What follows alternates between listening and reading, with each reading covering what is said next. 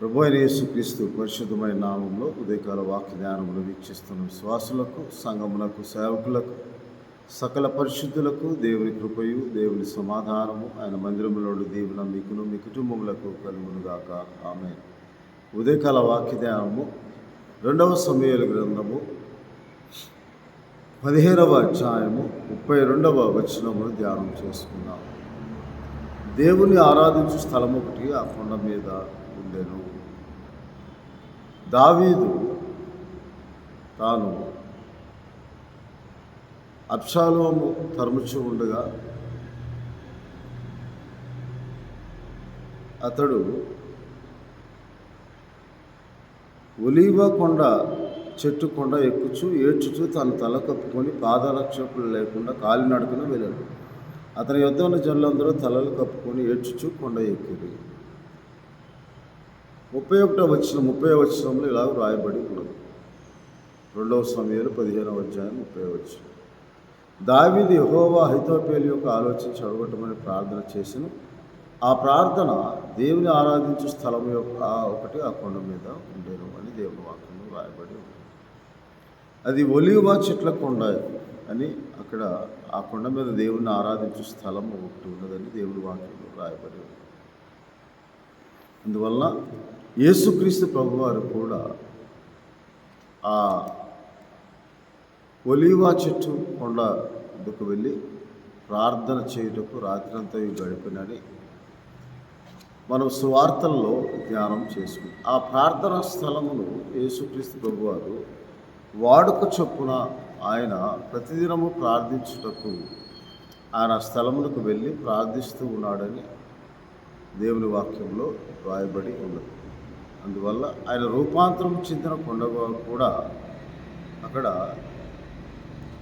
మత్తయి సువార్తలో యేసుక్రీస్తు ప్రభువారు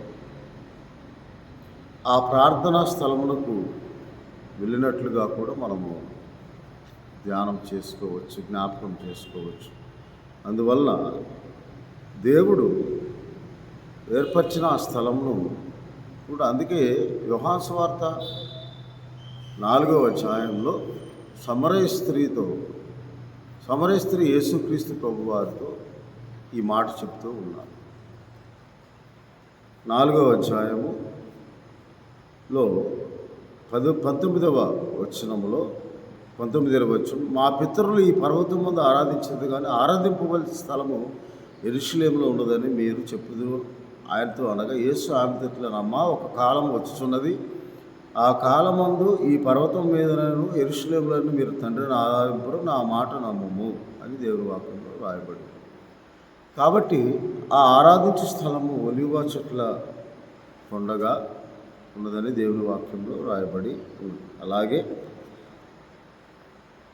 లూకా సువార్త 22వ అధ్యాయము 39వ వచనంలో కూడా యేసుక్రీస్తు ప్రభువారు దావీదు ఏడ్చుచు ఎక్కుచు వెళ్ళి దేవుని ఆరాధించే స్థలమున్న ఆ కొండకు ఎక్కుచు వెళ్ళి ప్రార్థించిన ఆ ప్రార్థనా స్థలంలో కూడా 22వ అధ్యాయము 39వ వచనం లూకా సువార్తలో, తర్వాత ఆయన బయలుదేరి తన వాడుక చొప్పున ఒలీవ కొండకు వెళ్ళగా శిష్యులు ఆయన వెంట వెళ్ళేవి. దేవుని ఆరాధించే స్థలం అక్కడ ఉన్నది కాబట్టి, ప్రార్థించే స్థలం అక్కడ ఉన్నది కాబట్టి ఆయన వాడుక చొప్పున ప్రతిదినము దేవుణ్ణి ఆరాధించే స్థలము అయిన ఆ ఒలీవ కొండకు వెళ్ళిరి అని.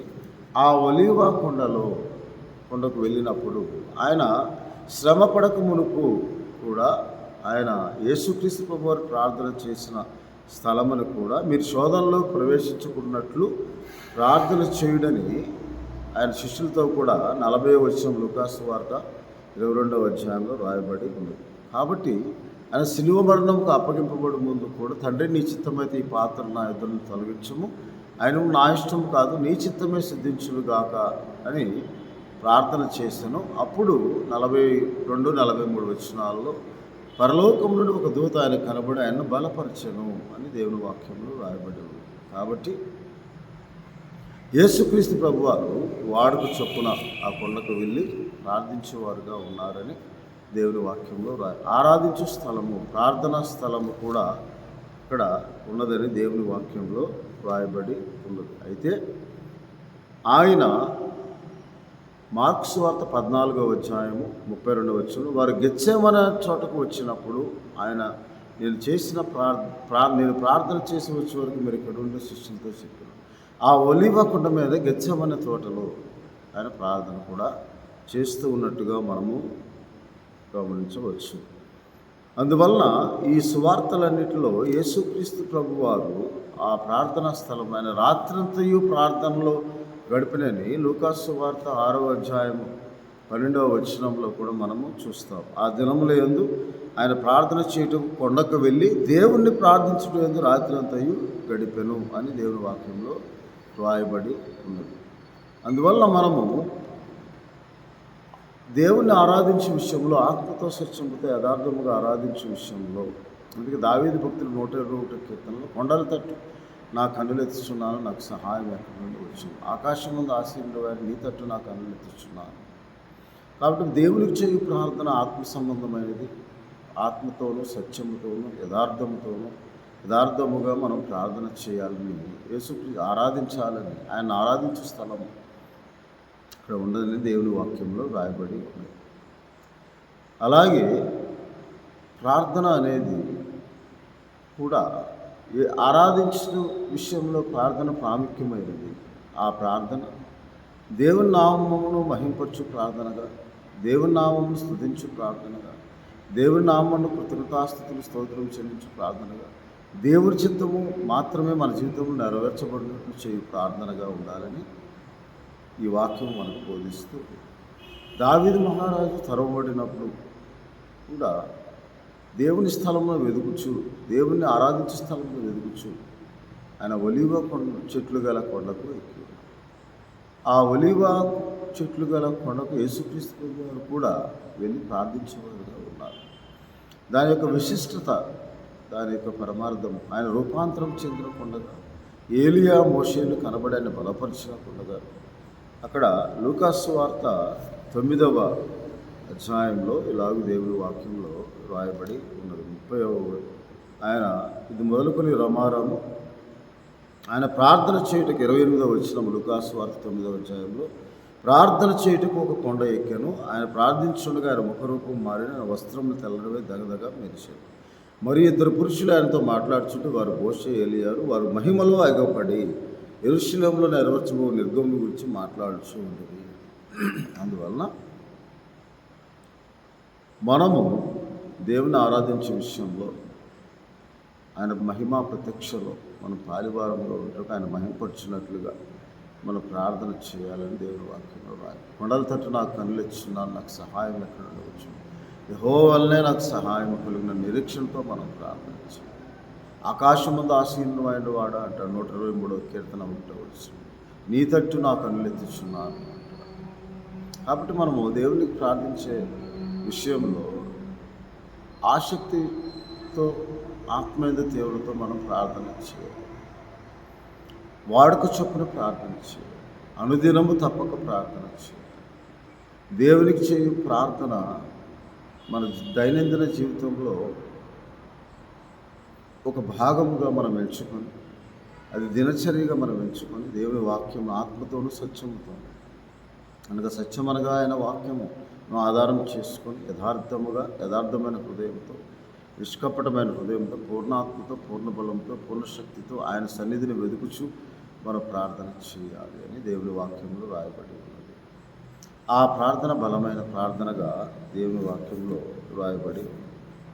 అందుకే పౌలు గారు కూడా తాను మారు మనసు పొందిన తర్వాత, దేవునిచే పట్టబడిన తర్వాత కూడా ఆ ప్రార్థన చేసి ఉన్నాడని దేవుని వాక్యంలో రాయబడి ఉంది. అందువల్ల గలతీ పత్రికలో ఇలాగ అపోస్తలుడైన పౌలు రాస్తూ, తాను ఏర్పరచబడిన సంగతి, తాను ఏ విషయమై దేవుని సువార్తను ప్రకటింపబడటకు దేవునిచే యేసుక్రీస్తు ప్రభుచే పట్టబడ్డాడు. అతడు 17వ వచనం 1వ అధ్యాయం, నాకంటే ముందుగా అపోస్తలులైన వారితో యెరూషలేముకు వెళ్ళలేదు, కానీ నేను వెంటనే అరేబియా దేశంలోకి వెళితిని, పిమ్మట దమస్కు పట్టణంకు తిరిగి వచ్చి తిని అని దేవుని వాక్యంలో రాయబడి ఉన్నది. కాబట్టి దైవదర్శనం ప్రకారమే నేను అక్కడికి వెళ్ళానని దేవుని వాక్యంలో అతను వివరముగా మనకు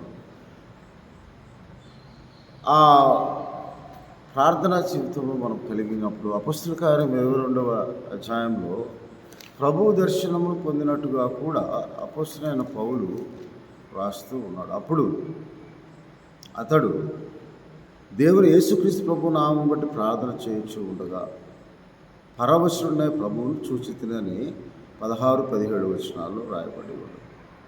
ఆ పరవశుడై ప్రభువును చూసిన మాట అక్కడ రాయబడింది. ఎప్పుడు ప్రార్థించు ఉండగా. అందుకే ప్రభు యొక్క ప్రత్యక్షత, దేవుని యొక్క ప్రత్యక్షత మన జీవితంలో.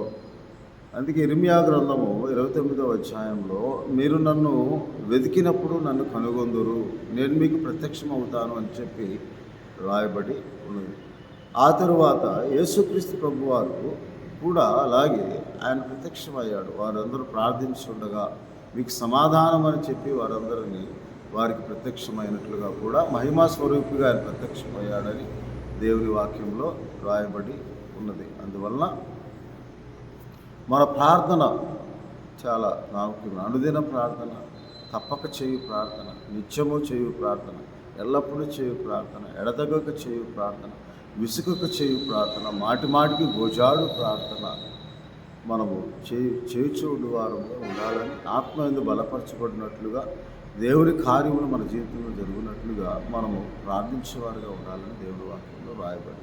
యేసుక్రీస్తు ప్రభు వారే మార్కు సువార్తలో కూడా ఆయన మార్కు సువార్త 6వ అధ్యాయంలో ఇలాగ దేవుని వాక్యంలో వారందరినీ వీడుకొలిపి ఆయన 46వ వచనంలో ఇలాగ దేవుని వాక్యంలో ప్రార్థన చేయుటకు కొండకు వెళ్ళాను.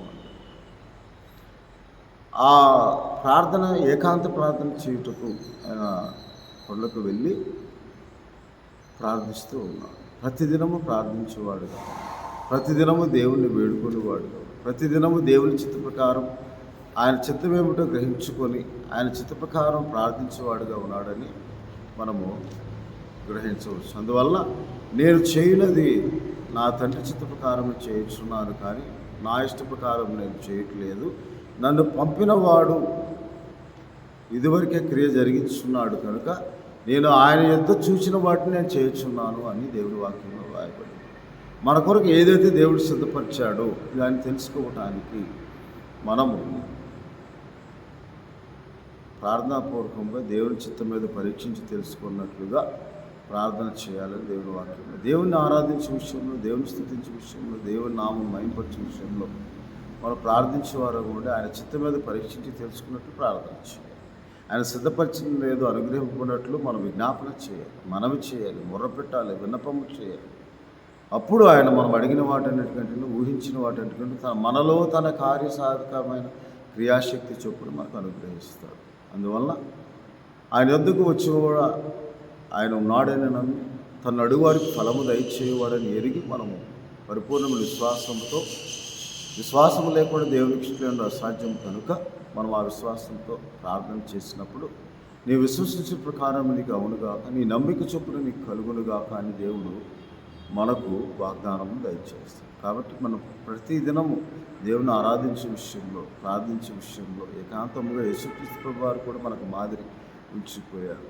కాబట్టి అటువంటి మాదిరి మనము కూడా అవలంబిస్తూ ప్రతిదినము ఇసుకక ఎడతెగక ప్రార్థించే వారంగా ఉండాలని లూకాసు వార్త 18వ అధ్యాయంలో వారు విసుకక ప్రార్థన చేసి ఉండాలని యేసుక్రీస్తు ప్రభు వారు చెప్పారు. కానీ మన ప్రార్థన దేవుని చిత్తంకు అనుకూలంగా ఉండాలి, దేవుని చిత్తంకు అంగీకారకృతంగా ఉండాలి. అప్పుడు మన మనవే ఆలోచిస్తాం. ఆయన నామం ఏది అడిగినా మనకు అనుగ్రహిస్తాడని దేవుని వాక్యంలో రాయబడి ఉన్నది.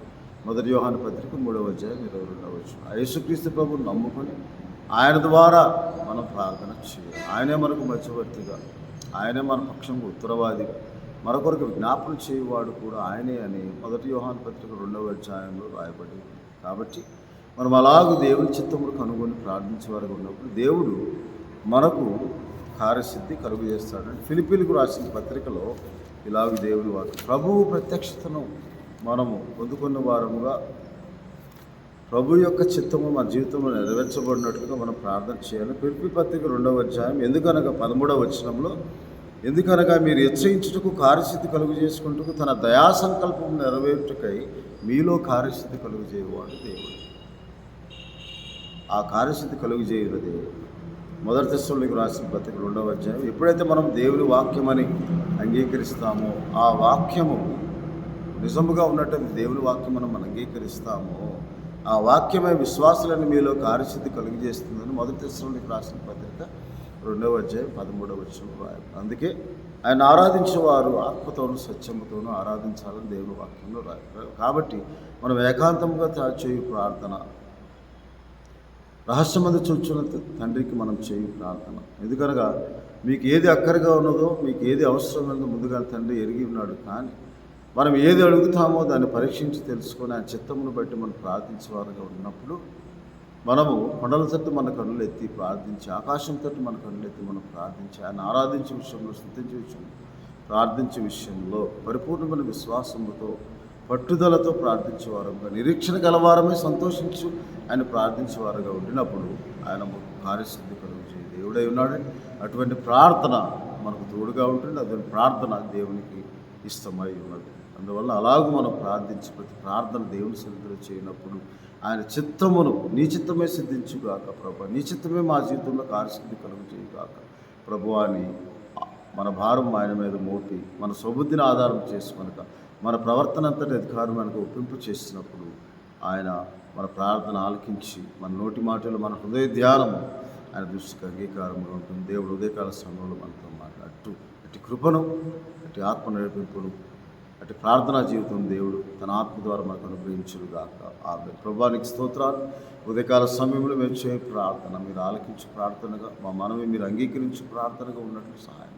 అవును తండ్రి, దేవుని ఆరాధించే స్థలం ఒకటి కొండ మీద ఉన్నది.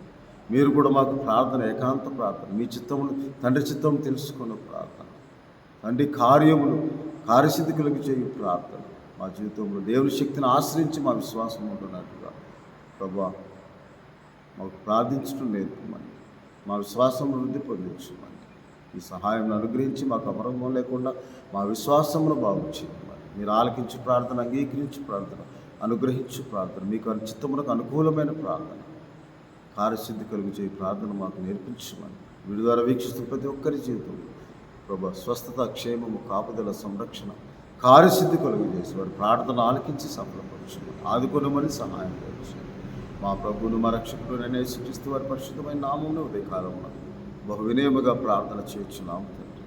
ఆమేన్. మా తండ్రి అయిన దేవుని ప్రేమ, ప్రభువును రక్షకుడైన యేసుక్రీస్తు వారి కృప, మీ ప్రార్థనలను దేవుడు సఫలపరిచి ఆయన ఆరాధన విషయంలో మీరు చేయు ప్రతి ఆరాధన, స్తుతి, అనుగ్రహం చెల్లించి కృతజ్ఞతాస్తుతులు దేవునికి ఇష్టముగా ఉంది. దేవుడు మీ జీవితంలో కార్యసిద్ధి కలిగజేసి ఆశ్చర్యకరమైన సహాయం అనుగ్రహించి మిమ్మల్ని ఆశీర్వదించును గాక.